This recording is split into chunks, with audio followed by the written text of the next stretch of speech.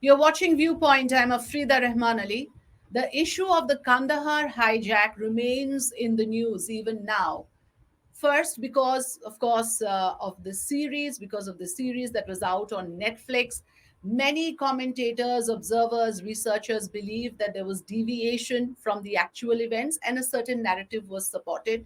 Now, Netflix has agreed to update the disclaimer to add the names of the actual hijackers. An objection that was raised to the series was that Hindu code names were used and that could be misleading. So I'm going to introduce to the program Abhijit Iyer Mitra, author, commentator, who's a close observer of foreign affairs and defense matters, senior fellow at the Institute of Peace and Conflict Studies in New Delhi. Welcome, Abhijit. Thank you for joining me. Thanks for having me, Afrida. Always a pleasure to be on. So let's begin then first with the update that now that Netflix has agreed to disclose the names of the real hijackers, one of the objections I've heard you raise as well about the Hindu code names, does that satisfy people who had objections with the series? So first, I just want to clarify, it's just objections, right? Everybody goes and outrages about everything they don't like. At least I'm not calling for a ban or anything like that, far from it. It's quite unwatchable as is, so it'll do its own publicity, I guess. Now, it's not just the names. There are a whole series of issues that are quite wrong with it. The names is possibly the most is the tip of the iceberg. Let me give you a simple example. Was there a severe governmental screw up in terms of dealing with the response to it? Systemic failure, yes, absolutely, from top to bottom. In fact, if you read Kanchan Gupta's blog that he's written about it, he was an OSD, officer on special duty to the Vajpayee PMO at the time. Yes. He's listed out all of this. The cabinet told them to shoot the tires. They didn't. They sent the commandos to get the plane. They got stuck in a traffic jam in Manesar en route to the airport. They told the ATC in Amritsar to at least blockade the runway and things like that. They didn't.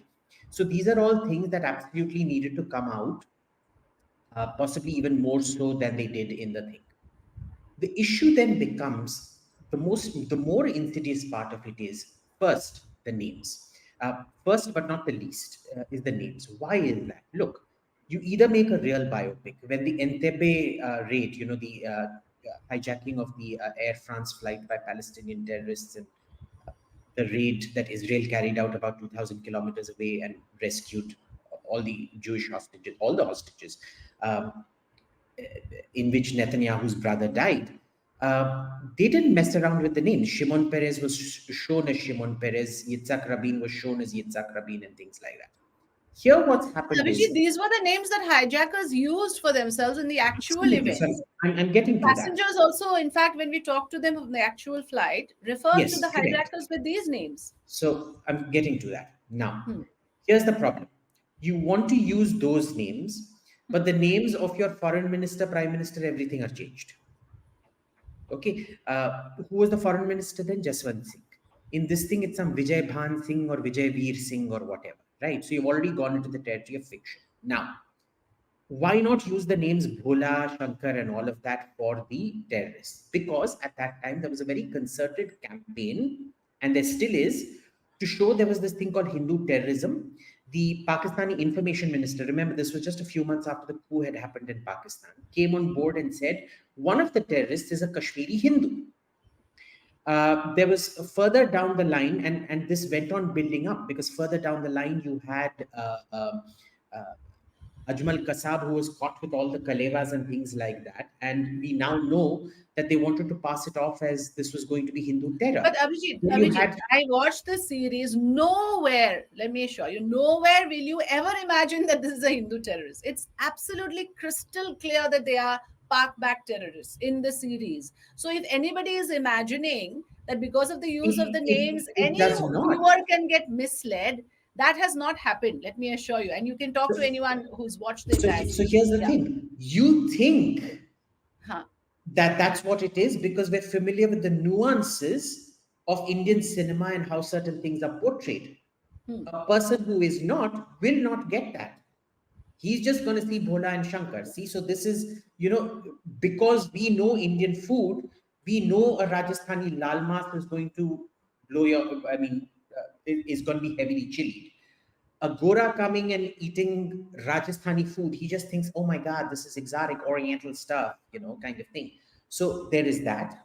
The second issue is this went with a certain Pakistani narrative that ultimately built up to Rahul Gandhi saying that Hindu terrorism was a bigger threat to India than Islamist terrorism. And finally, P. Chidambaram actually going and saying Hindu terror, implicating a man who has since been acquitted, who was tortured in jail to create this narrative and things like that. That is number Do one. I Number do I get two, you right? I mean, you are saying that creative license is used, but it is used conveniently to suit one narrative, and exactly. to the exclusion of the other, and the one that it excludes is not convenient for our interest, for India's interest. Is that primarily what you're saying? Not just India's interest to the truth as well, because the second omission here, the so-called Hmm. creative license, is far more egregious. Pakistan Okay. and the ISI have essentially been given a free hand. This is Al Qaeda and certain elements that did it. Now, you want to tell me what part you can belong to any political ideology in India, but at what point do you get off giving the ISI in Pakistan a clean chit in this? And that has been done But in then, this. would you not then talk about the author of the book, on whose book this is based on? And the author happens to be the captain of this aircraft, the pilot. The So captain why and would you blame Sirinjoy the Chaudhary, filmmaker and not the original copy of the script? the captain and Sirinjoy Chaudhary, who covered that incident very well.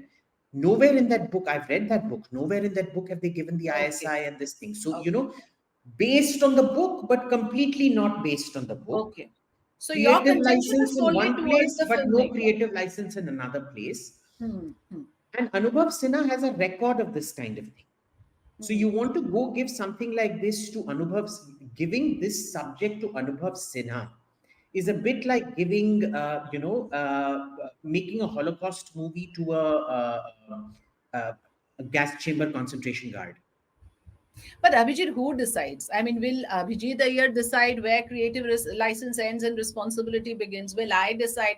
I mean, you can have n number of opinions based on, where creative license begins, and You where can responsibility begins and you license can ends. have as Who will much draw the line? creative license, but then don't get upset when people get upset and outrage about it. Right? Okay. Art is meant to provoke. This isn't art. It's quite trashy film. I really couldn't watch it except I had to keep fast forwarding at 2x, 3x the speed just to get past the whole thing.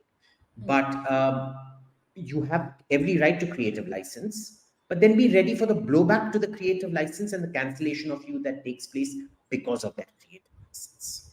And Let's focus on what you agree with the series. at You no seem part to of creative agree. license you get to Yeah. whitewash who the Okay. actual masterminds of this particular plot were. Okay, fair enough. But you seem to agree, and I have heard your previous comments on this matter, where you say that yes, the government of the day faltered on a number of occasions. This could have been handled better. So, to that extent, do you agree that the series, if at all it has, because see, the part of the problem is also that, oh, you want to expose the NDA government of those times. So, do you concede that yes, to the extent that this exposes those lapses, you're fine with the series, or you think there again there is a deliberate agenda? When you want to expose those lapses, you have to do it in a trite, realistic way. Because of this, we're not talking about the very, very serious lapses. There was bungling on the ground, in the air, after it left Indian airspace. The entire episode was a series of government bungling. Okay. The problem here is the entire conversation now has become about Anubhav Sinha's personal whatever gripe against Modi, the BJP, the NDA, and his putting of an agenda. And mind you, he's not even serving the progressive agenda. With what he's done with the ISI in Pakistan, he's serving a Pakistani agenda. Now, I don't remember the India alliance having a Pakistani agenda in parallel to the ISI and Pakistan. So Anubhav Sinha crossed a line. He's crossed a fairly serious line, and I think there needs to be financial consequences for him.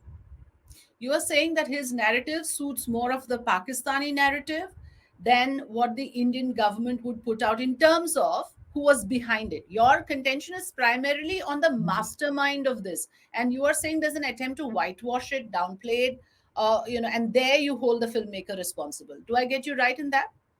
Essentially, exactly. His essential Hmm. message is Hmm. the BJP was more to blame than the ISI or Pakistan. That's like, that's wife basher logic. I beat you up because I love you. मेरा थप्पड़ मेरा प्यार का चिन्ह है. Mhm. Okay, so point taken. But the initial objection that came to the series was about hijackers being humanized. Again, those of us who have seen it, we feel that there doesn't seem to be really a deliberate attempt, an intent, really. It doesn't seem like the filmmaker has set out to create some sort of a series on a Stockholm syndrome or anything like that. So, would you also feel that the terrorists humanized or the hijackers humanized, playing antakshari with the passengers? There are lines like, "What do you want out of this?" And the hijacker says, and the passenger says, "Hame ghar jana hai," and the hijacker says, "Hame bhi ghar jana hai." Are those portions you feel where and the negotiators are made to look weak? They are clumsy. They are all over the place. They don't know what to do. Is there a problem, or you feel again those that is how it must have been from the captain's account of the book, since you've read the book? Yeah. So there's two issues to it: the Stockholm syndrome and the clumsiness of the negotiations. The first is the Stockholm syndrome. Remember, Stockholm syndrome takes a while to start manifesting itself. Where the what is the Stockholm syndrome? It's basically where the hostage starts feeling sympathetic towards the hostage taker and starts seeing things from the hostage taker's point of view. Yeah, I'm saying the filmmaker does not show that at all. For anybody who has watched the series, is not So trying to establish that. he does in a way. I'll tell you why. Okay. Uh, Stockholm syndrome takes several weeks to start manifesting. All right. In 7 days, there is no way you're getting any kind of sympathy or fraternity with the hijacker, number one. You are in a state of absolute terror. You play Antakshari and exchange social pleasantries with your hijacker because you are going to soil your pants from fear. You don't know what's going to happen, especially when one of your co-passengers, Rupin Katyal, has been very brutally stabbed by them. Hmm. You go along with it because of fear. That wasn't shown out there. They were just shown fraternizing with them, and it's normal. Um, it's the done thing. There was, and in that, there's the human side. आखिर वो अंताक्षरी खेलता है. आखिर वो छोटे छोटे kindness दिखाता है. Right? So there is that. First of all, even on a scientific basis, I mean, go read up all the stuff on Stockholm syndrome. It fails every single test of that. It is very much an attempt to humanize those terrorists. Number one. Okay. Number two, on the bungling of the negotiations, there were two separate parts of the negotiations which happened and did not happen. The first was to keep to not refuel that plane in Pakistan, which we knew was going to fail. It failed. In Dubai at that time, they wanted it to stay on the ground out there. They wanted the Emiratis to keep it on the ground out there, and for Indian troops, Indian special forces to fly in there and liberate it. That it first of all, the Emiratis didn't want it to land. Hmm. He persuaded them to land. Hmm. That is also there in the book, Yeah. not shown. We persuaded it to land. We persuaded the Emiratis to let it land Hmm. and keep it there, which the Emiratis said no. Again, not true to story. It then goes out there to Kandahar. And finally, in Kandahar, you have lost all leverage. There is nothing you can do on the ground. You know you can't, the Iranians won't let you stage an operation over Iran. The Pakistanis absolutely will not let you do that. What are you going to do? And Iran and Pakistan air defenses are not Ugandan air defenses, which is zero air defense. These are very heavily armed states, fairly state of the art equipment and things like that.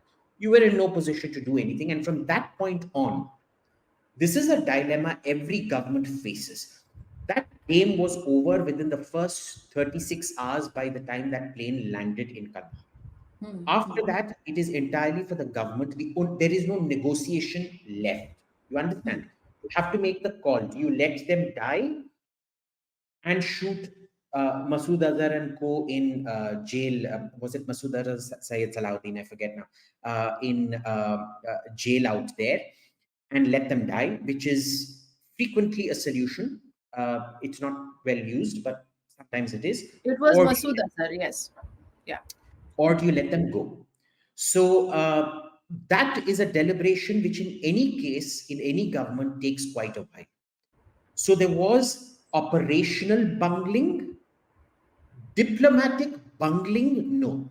There was diplomatic attempts. Remember, today our relations with the Emirates, ever since we returned their princess to them, the princess who ran away to them, have been rock solid. The Emiratis will more or less do what we request them to do. In those days, that was not the It was not the case. case. All Hmm. right. So even in those terms, this is Anubhav Sinha's political ideology. He has every right to it. But then let's not pass this off as a based on real events, true to the story, true to the retelling and things like that. But it is fictionalized. I mean, even the viewer goes in with that idea in mind. And now we have enough accounts of passengers, crew members who were present on the flight saying a lot of it is being dramatized. A lot of it is being made palatable to the viewer, so to speak. But since you are aware with the actual events, at least, to say that raw chief as Dulat also has come out and said that yes, we failed to take action when we could, and you are also probably trying to say the same thing, that the government kept losing leverage until there was nothing, no bargaining power left, literally. So the series to that extent has been able to reflect this. Yet there are people, I'm not saying you, there are people who are saying, what is the need for Anubhav Sinha to now pick this up at an opportune moment and put it on a platform which is a global platform? So there are those who feel even that part is not acceptable. Look, I don't begrudge Anubhav Sinha his right to make a movie or for Netflix to screen it, right? But there's a reason that Netflix last year posted record losses of $18 billion. Because the head of Netflix India, not the current one, the previous one, she used to go around giving contracts to all her cronies to essentially artistic filmmakers who won't make anything anybody would watch. So I guess this is different from that, because an action series is something people will watch. So good for them. Those families did not make any money from it. He's profiting from it, making a ton load of money based on their tragedy, minimizing their experiences, whitewashing the actual perpetrator, disrespecting and insulting what they went through for profit. Let's be very clear about this. He's pushing a political agenda on a foreign OTT platform, which I have huge issues with. Which is why I'm saying the solution is never to ban, it is never to censor, it is to see to it that he faces significant financial costs for it. There should be a whole slew of defamation cases against him, not criminal, civil, and he needs to be taken to the cleaner. Primarily, in conclusion, primarily you are attributing malified intent to the filmmaker. Let's get You it go to clear. Is Anubhav that? Sinha's Twitter timeline, there is nothing bona fide about him. He's a malignant character through and through. If you were to see a series of this nature, what would you have liked it to be? Where do you think it would have done justice to a issuer? Because it is something that filmmakers are going to take up. It has all those elements of drama and emotion and everything that works on screen. What, according to you, should have been done to do justice to the actual events? Stick to the script. You can get away even diplomatic bungling. I have no issues with. Okay, Bhola Shankar, I don't have issues with. The operational bungling is a given.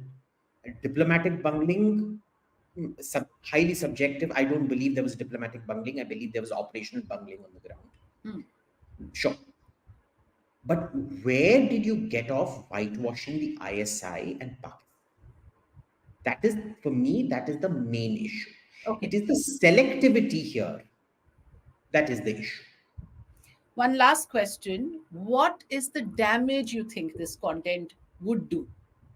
Largely, what is the damage that you are most worried Damage, about? the damage to anyone or anything on narratives, I don't think movies have any impact on how geopolitics or narratives or things like that. The Okay. issue is profiting off a Pakistani agenda. All And right. I say Abhijit this and Mitra. openly, Anubhav Sinha is a Pakistani agent. All right. Very strong statements, and you've put it across with courage of conviction. We've heard you, and we also appreciate, of course, that you're taking a position on this matter, and you've trying to back it up. I mean, you have, of course, explained your position to us. Thank you very much, Abhijit Iyer Mitra, for joining Thank you. us on Viewpoint today. Thank you so Thank you. much. It's a pleasure.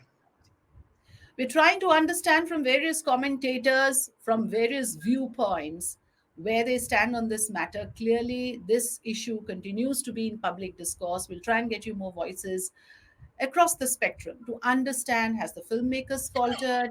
Has there been a fair enough depiction, or is there much more to it that we need to discuss and understand? Because there is a broadcast bill which is on the anvil, and a lot of this thing will also go into deciding the contours of a broadcast bill as well. And therefore, this issue remains important. Thanks for watching Viewpoint.